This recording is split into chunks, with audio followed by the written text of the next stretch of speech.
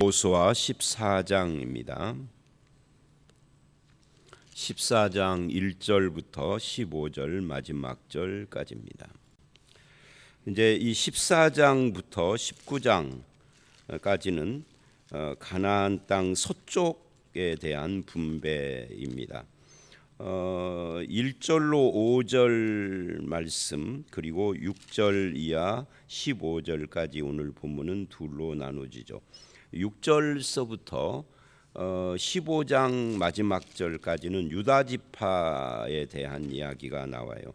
그리고 이제 1절로 5절은 이 가나안 땅 서쪽 지방 분배에 대한 어떤 총론 같은 그런 내용이죠.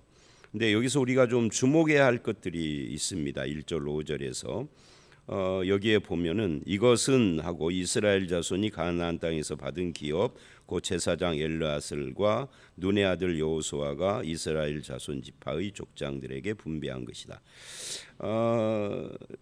여기에 뭐가 좀 특이하냐면 이것은 이스라엘 자손이 가나안 땅에서 받은 기업 이렇게 표현을 한다는 거예요. 이게 뭐가 특이합니까? 당연한 거죠. 근데 이 가나안 땅이라고 했어요. 실은 정확하게 말하면 서쪽 요단강 서쪽 땅이죠. 그런데 어제 말씀까지 요단강 동쪽 땅을 분배를 했어요. 동쪽 땅 분배는 이미 사실은 끝난 걸 재확인한 거죠. 두 지파 반이 그쪽에 거주를 했으니까.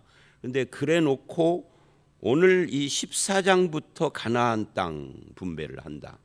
그러니까 두 지파 반이 받은 요단 동쪽 땅은 가나안 땅 아니다는 이야기예요.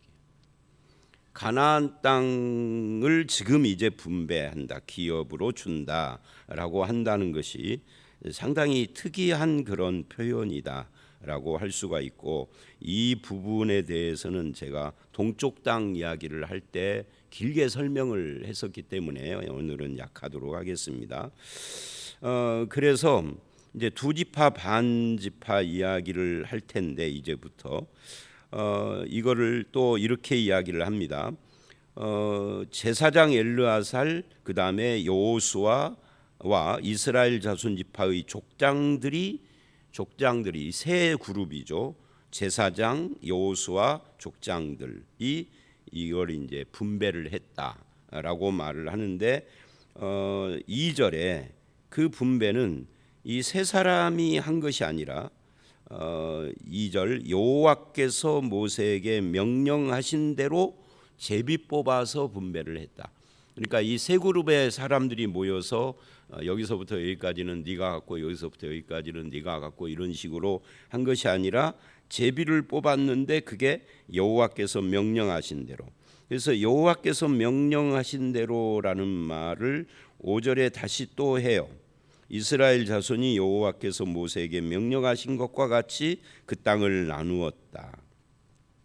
그러니까 이게 뭐라는 거예요? 명령하신 대로라는 것은 이게 하나님의 뜻이었다라는 이야기입니다. 그리고 하나님의 뜻이다라는 것을 보여주기 위하여서 한 행동이 제비 뽑은 거죠. 사람들이 타협해서 여기까지는 네 거고 저기까지는 네 거고 이렇게 한 것이 아니라 하나님의 명령이다. 이 모세에게 명령하신 것을 이제 여기 와서 실천.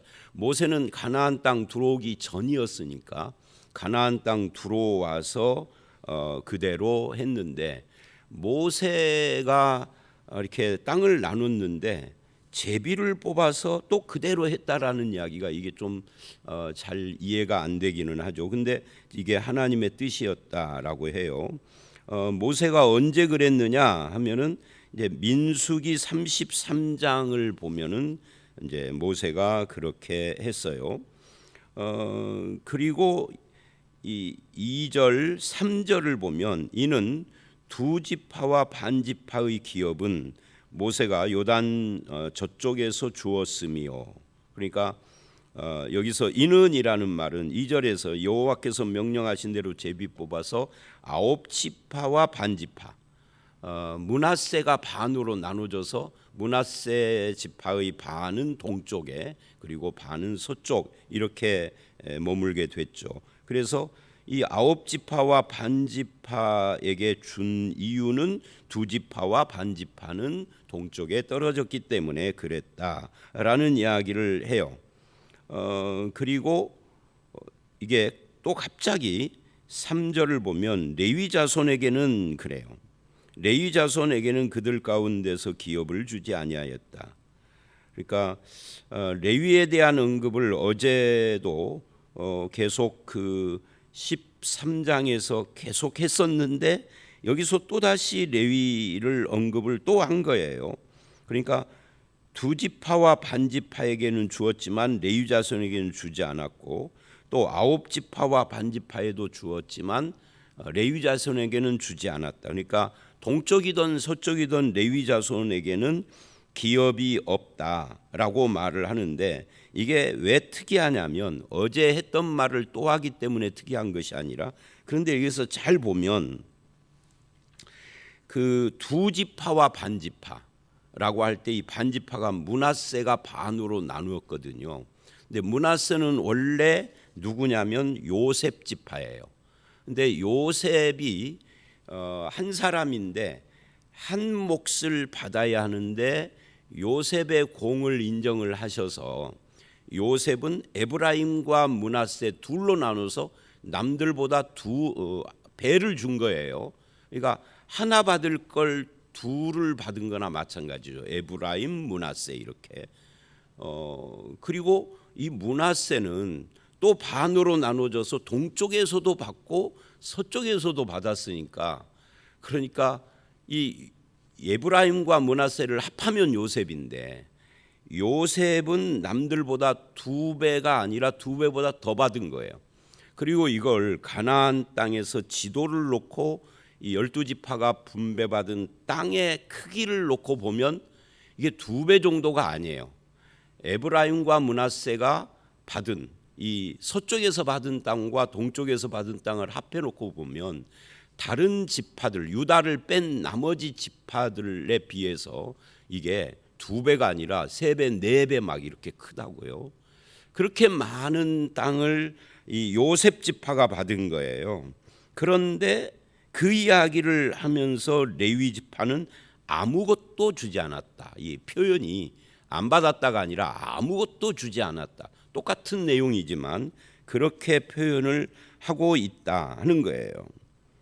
그러니까 어제도 말씀드린 것처럼 이 레위의 입장에서 보면 억울하다. 내가 언제 뭐 이거 하겠다고 그래서가 아니라 하나님께서 하라고 그래서 지금 이 제사장 지파가 되고, 또는 레위 전체가 제사장이 아니라 레위 중에 제사장이 있고 나머지는 이제 성전 일을 하고 또는 흩어져서 율법을 가르치고 뭐 이런 것을 레위들이 했잖아요. 근데 이거 내가 택한 것이 아니라 하나님께서 그렇게 한 건데 왜 우리는 이렇게 하고 요셉 지파에는 이렇게 남들보다 3배, 4배를 주느냐, 억울하다, 공평하지 않다, 이런 생각을 할 수도 있다 하는 거예요. 그러나 그것이 하나님의 뜻이라는 거죠. 그래서 5절에 또다시 이게 하나님이 명령하신 것과 같이 한 거다라는 말을 또다시 하는 겁니다. 남보다 2배 또는 3배, 4배를 받은 이 요셉 지파와 레위를 대조해 볼 필요가 있다. 그러면은 이제 이런 질문을 하는 거죠. 이 두 레위 지파와 요셉 지파는 똑같은 한 지파들인데 누구는 3배, 4배를 받고 누구는 아무것도 못 받고 누가 더 복받은 것인가?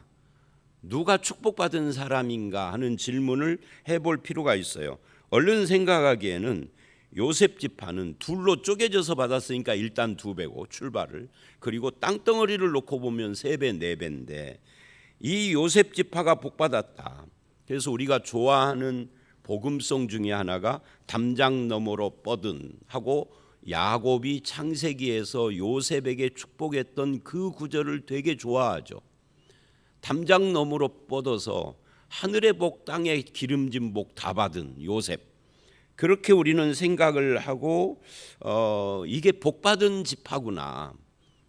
숫자도 많고 땅만 많은 것이 아니라 숫자도 남들보다 훨씬 많아요. 다른 지파 에브라임 하나만 놓고도 다른 지파보다 훨씬 많은데 므낫세까지 합하면 다른 지파의 2배, 3배가 또 된다고요. 숫자가. 그렇게 생각을 할 수 있는데 이제 이스라엘의 역사를 이 여호수아서부터 시작을 해서 사사기, 룻기, 이제 사무엘 상하, 열왕기 상하, 역대 상하하고 쭉 가잖아요. 이 구약에 나오는 이스라엘의 역사 속에서 항상 국가를 분열의 위기로 빠뜨리며 불만을 제기하는 지파는 늘 에브라임이었어요. 즉 요셉 지파였다는 거죠. 그리고 솔로몬이 죽은 뒤에 나라를 분열을 시키는데 그것도 에브라임 지파예요. 그래서 이제 여호수아에서도 그렇고 사사기도 그렇고 항상 이 에브라임 지파는 늘 불평하고 불만하는 쪽에 있어요. 남보다 3배, 4배를 받아놓고. 그래서 사실은 남들이 보기에는 요셉 지파가 엄청 복을 받았다라고 하고 우리도 찬송을 그런 쪽에 초점을 맞추고 좋아하지만 성경의 기록을 보면 요셉 스스로는 복 받았다고 생각을 안 했어요. 늘 불평불만을 하죠. 그래서 이제 여호수아 같은 경우에도 에브라임 지파 출신인데 여호수아에게 와서 막 따지죠. 나중에 이야기입니다. 따져요. 우리에게 이렇게 대우할 수 있느냐 하고 그런데 이제 6절서부터 나오는 유다 지파 그 중에서도 갈렙은 불평을 하기보다 다른 반응을 보이는 그것과 대조를 해요. 그러면 이제 유다 지파 이야기를 하기 전에 그러면 레위는 복을 못 받았느냐? 레위는 그렇게 불평하고 불만을 하고 반역을 하고 하는 길을 가지 않아요. 아무것도 안 받았지만 감사하고 하나님의 일에 쓰임 받은 것에 대해서 하나님께 영광을 돌리는 삶을 살았다. 물론 개별적으로 한두 놈씩 이렇게 개인적으로 불평하는 사람이 없었느냐? 그건 알 수가 없죠. 성경이 기록하지 않으니까.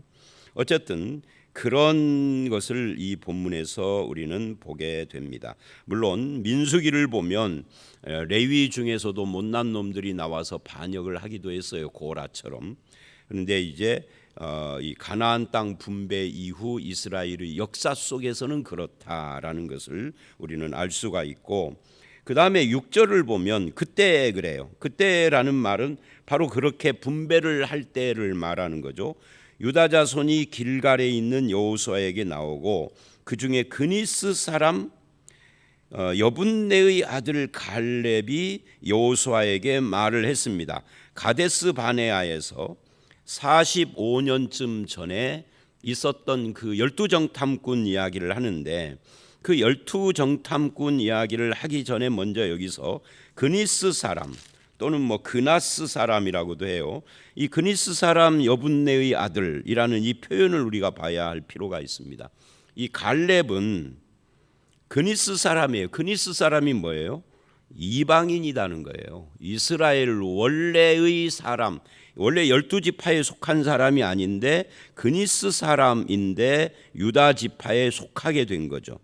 그러니까 출애굽 이전에는 이스라엘 사람이 아니라 이스라엘이 출애굽을 할 때 함께 묻어서 출애굽을 한 이 중단 잡족이라고 출애굽기가 말했던 그 사람들 중에 하나가 이제 이스라엘과 하나가 돼가지고 나오면서 유다 지파에 속하게 됐는데, 근데 이 갈렙이 훌의 딸과 결혼을 한 거예요. 역대상 2장과 9장을 보면 그런 이야기들이 나오죠. 물론 거기에는 이제 굴루베라고 표현을 하는데 이 갈렙 가문을 말하는 겁니다. 그리고 거기서 낳은 첫 아들에게 가문의 이름 이 갈렙이란 이름을 지어준 겁니다. 이 아이가 자라서 유다 지파의 족장까지 된 거예요. 정말 인생 역전이고 정말 그야말로 개천에서 용이 난 사람이라고 할 수 있는데 이 족장이 된 것 정도가 아니라 믿음의 사람이 된 거죠.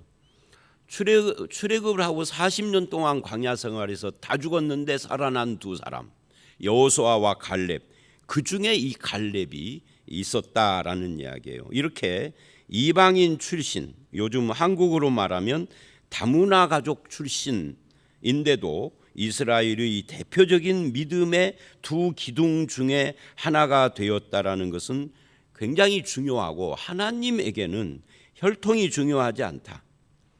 그리고 이스라엘이라고 하는 이 국가는 혈통을 중심으로 하는 국가가 아니다. 뭘 중심으로 하는 거죠? 믿음을 중심으로 하는 거예요. 혈통이 아니라 믿음이다 하는 것을 이미 구약 때부터 보여주고 있는 겁니다. 이게 갈렙 한 사람으로 끝나는 게 아니에요. 우리가 잘 아는 것처럼 기생 라합도 이스라엘 사람이 아니었죠. 룻기에 나오는 룻도 이스라엘 사람이 아니죠. 그리고 구약 성경 읽어보면 이스라엘 사람 아닌 사람들이 종종 나와요. 여러분, 욥기에 나오는 욥이나 욥의 세 친구는 이스라엘 사람 아닙니다. 근데 엄청 믿음이 좋죠, 욥. 그죠? 주신 자도 하나님이요 가져가신 자도 하나님이라고 하는 이 엄청난 믿음의 고백을 그 고난 가운데 하잖아요. 하나님을 욕하고 죽어라라고 마누라가 그러는데도 절대 그렇게 하지 않고 끝까지 믿음을 가졌던 이 욥. 물론 이제 하나님께 의문을 제기하고 뭐 이런 것이 있었지만 그건 이제 친구들 때문에 그런 거죠. 그 사람도 이스라엘 사람이 아니에요.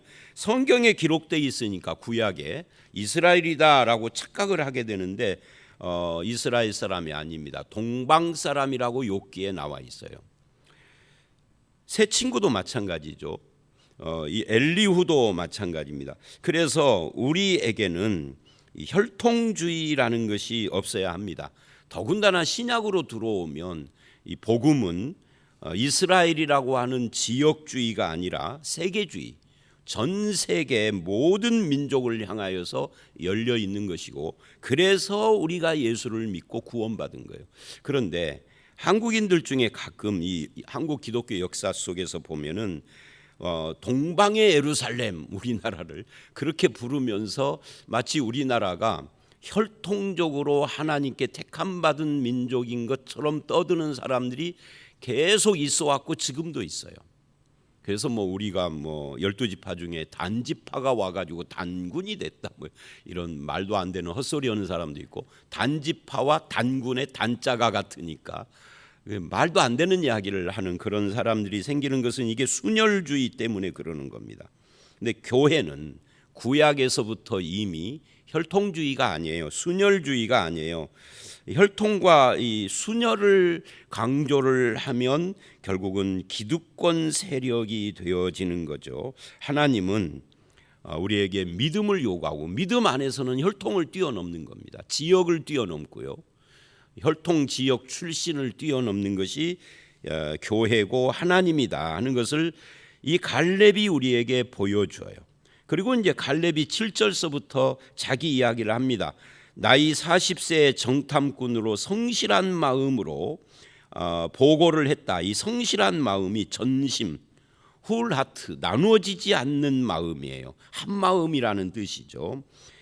뭐가 나눠지지 않느냐? 하나님을 믿는 믿음과 다른 것이 들어와서 둘로 나눠지지 않은 신실한 믿음을, 충성스러운 믿음을 말하는 겁니다. 그 충성스러운 한 사람, 그거를 9절까지 이야기를 해요. 그러니까 7절에 성실한 마음, 8절에 충성, 그리고 9절에 충성하였은 적이 다 같은 이야기들입니다.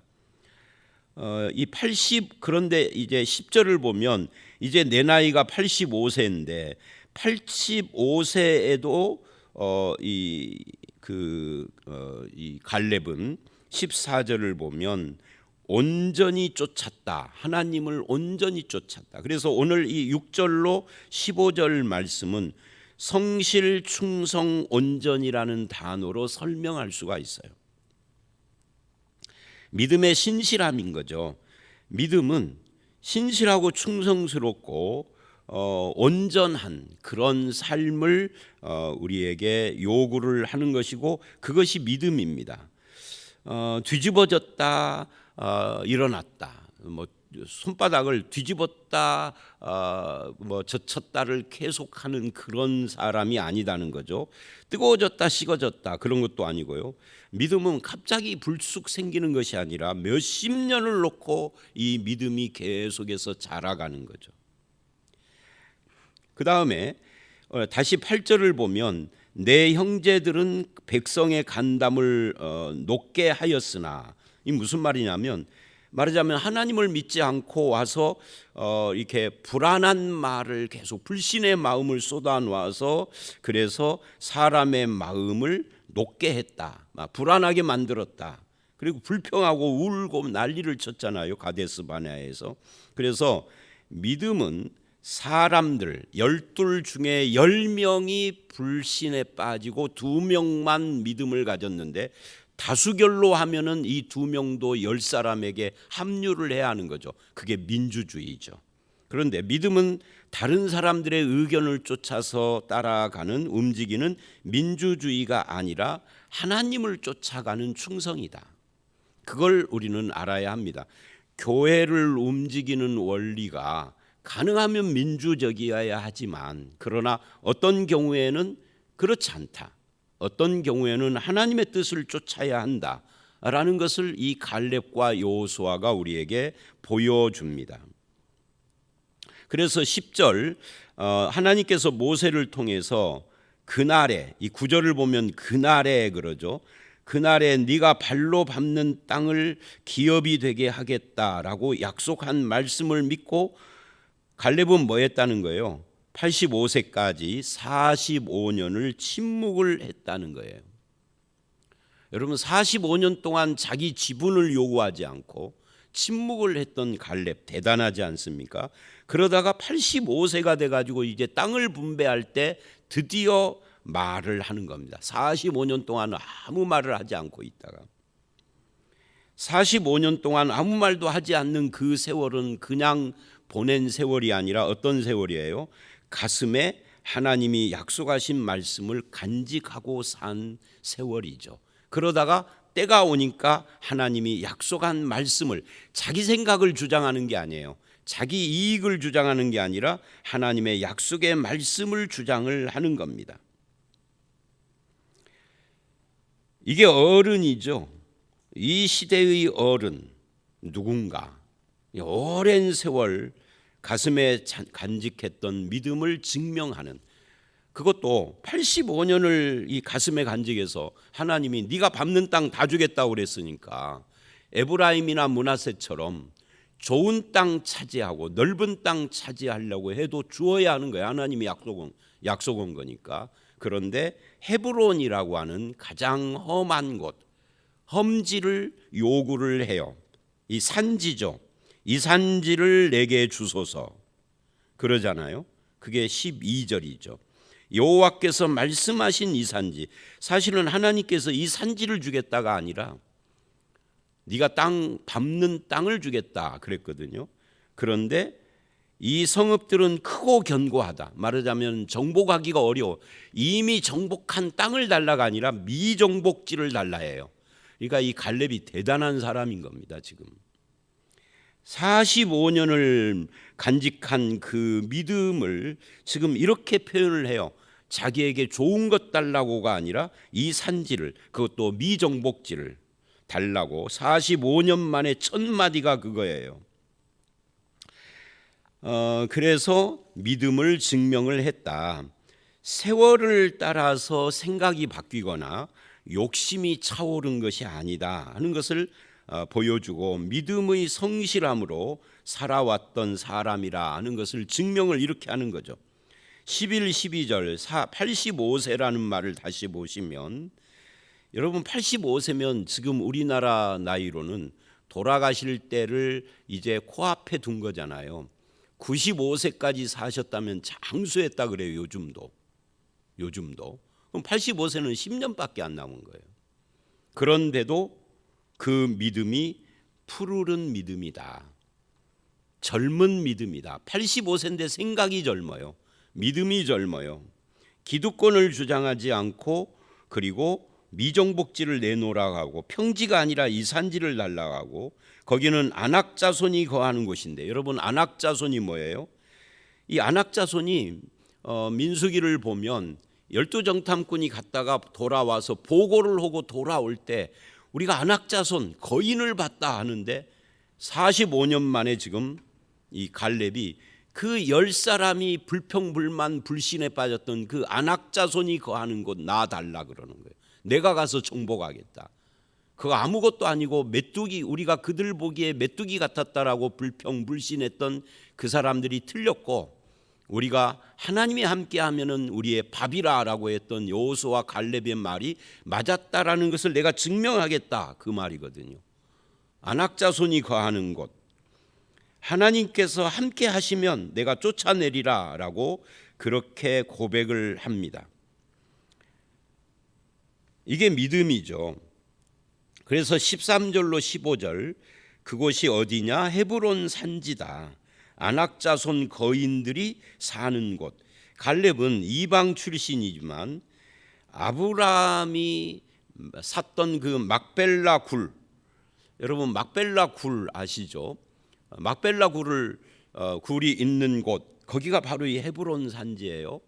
그러니까 이 막벨라 굴은 말이죠, 이스라엘의 영적인 고향입니다. 이스라엘 사람들이 아브라함, 이삭, 야곱, 요셉도 창세기 마지막 장 마지막 절에 보면 요셉이 죽을 때 유언을 해요.